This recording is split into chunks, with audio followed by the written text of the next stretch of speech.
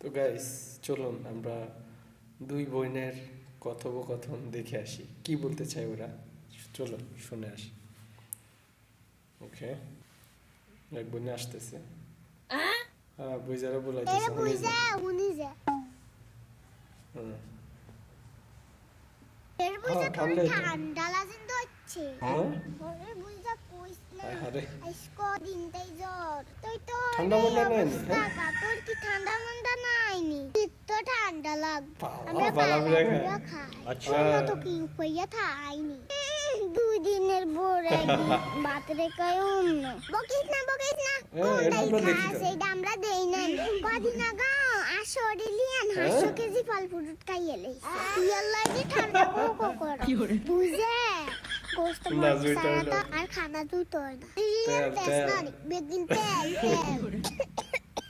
সা বাবা বাবা রে বাবা তুকে কে কইছ না লাগে বুঝা? রাজন কি কিয়া কইছ তোর কিয়া কই লগা হাড় কত কই দেবে কেমন লাগলো দুই বোনের কথোপকথন?